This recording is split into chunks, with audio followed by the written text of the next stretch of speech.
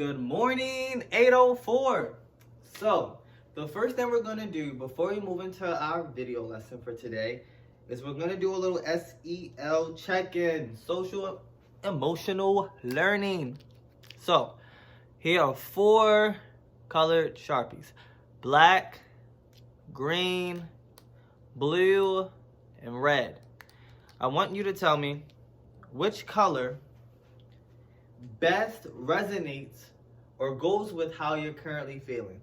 So which color matches your feelings right now?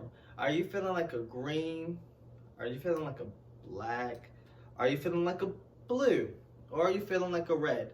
And I want you to let me know what those colors truly mean to you. So for me, if I were to go, I would say the green.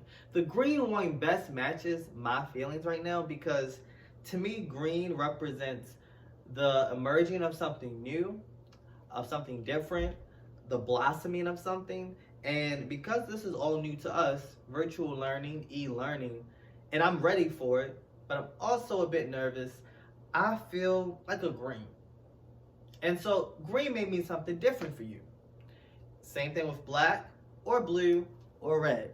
So in the comment section in Google Classroom for this video, I want you to include which color best resonates with you and how you're feeling at this moment, okay? Thanks. All right, now prior to watching this, please make sure you watch your Knowledge on the Go video, Module 4, Lesson 1, okay? Part 1 and Part 2. But this, we're going to focus more so for Part 2 of Lesson 1 in Module 4 for 8th grade in ELA, Wit and Wisdom. So we're going to go over what a good research question is. Because for your objective for this lesson, it was students will be able to understand and present a research question by creating a anchor chart. So this is an example of it. Can y'all see it on y'all end? Let me move it. Here we go. Research question criteria anchor chart. So this is an anchor chart that I created and that we're going to add to collaboratively so that you all can understand what a good research question is and how to create it yourself, all right?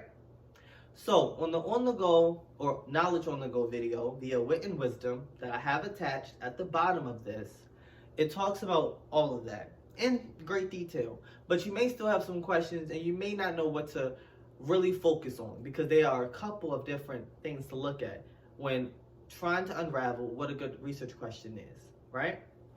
So the first thing that we really need to focus on when creating a research question is the question the right size? So the question must be the right size. And when I say right size, I'm saying it's not too general. Let's mark that up so you can see. Not too general or too narrow, meaning too specific. We wouldn't want to have a research question that is so specific that you don't have to do much research. All you have to do is maybe go to Google and go to Wiki and you found your answer. So we want to make sure your research question has enough information and enough ambiguity or nuance to it where there's a lot of sources for us to go to. So another thing we want to have for our research question is that our research question shows knowledge of the topic. You want to have some basic knowledge that is presented in your question, right? And then the next thing that also is probably the biggest thing you need to focus on is that there are reliable sources available. So there may be a topic that no one really has done any research on. So when you're trying to find sources, primary sources or secondary sources, you may have great difficulty finding those sources. And if you don't have anything to quote or to reference, then you're unable to compose a decent research question in regards to that specific topic or subject. So again, let's make sure our research question is not too narrow or too general. So let's try something out really quickly. Let's look at an example. Let's say for you all, you guys are studying Claudette Colvin and the Civil Rights Movement. I'm going to write a question, and I want you all to tell me if the question is a good research question. Based off of this, is the question the right size? Is it too general or is it too specific?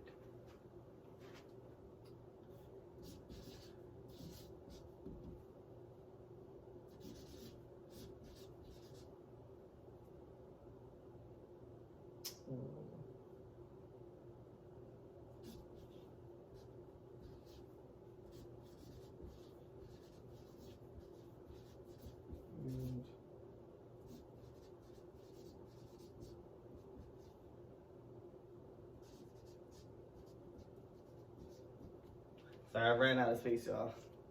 So, let's look at this research question.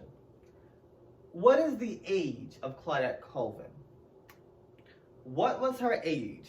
So the main character in the book that you're currently reading. Let's say if I said, you guys, I need you all to come up with a research question based off of our character, Claudette Colvin, and the Civil Rights Movement.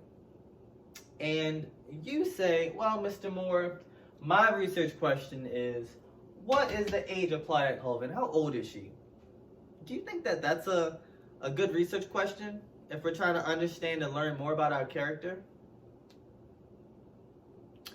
I would say no. Because is this maybe a little bit, narrow? And what does narrow mean again? Too specific. Yes, too specific. So if you look this up, you don't have to go to too many sources. Why? Because it's so specific. Every source would have the same answer. So there would be nothing to really research. It would only take a couple of seconds for us to figure out how old she is, right? So that's not a good research question. Now, let's try something else.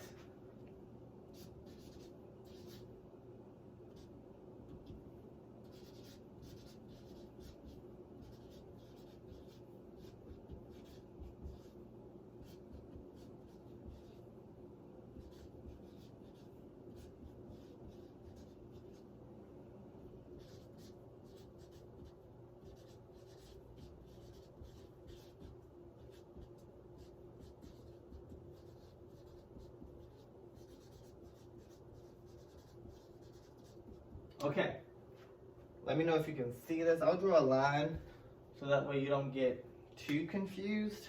You can get a red Sharpie.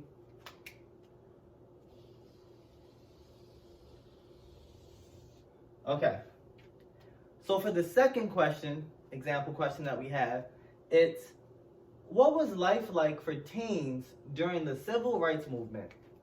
Let me add my question mark. You want to have correct punctuation, y'all. This is ELA. So again, what was life like for teens during the Civil Rights Movement? Do you think that that's a good research question? Does it follow our criteria? Is the question the right size? Is it too general or too specific? Yes, it's the right size. So for this question, what was life like for teens during the Civil Rights Movement? It's not a very specific thing. Okay, we can find a lot of sources that talks about how life was like for teens, because everybody has different experiences. It's not just one way to experience life during the Civil Rights Movement. Everybody had different feelings. Some people were truly, truly angry, resented certain people of certain races. Some people had a lot of frustration. Some people went through a lot of sadness and depression. Some people didn't mind it. So there are a lot of different feelings for us to find and to look up and to research. Are there reliable sources available? Now for this, we would have to actually look this up and do our actual research to figure if it fits our criteria. But I'm pretty sure based off of this question, I could find pretty good amount of good sources and valid sources to utilize and use for this. So again, these are the major things we want to focus on when we're looking at how to create a good research question. And this is a skill that we're going to come back to in order to complete some other assignments and some other tasks later on in this module. So it's been groovy. See y'all later from Mr. Moore. Peace.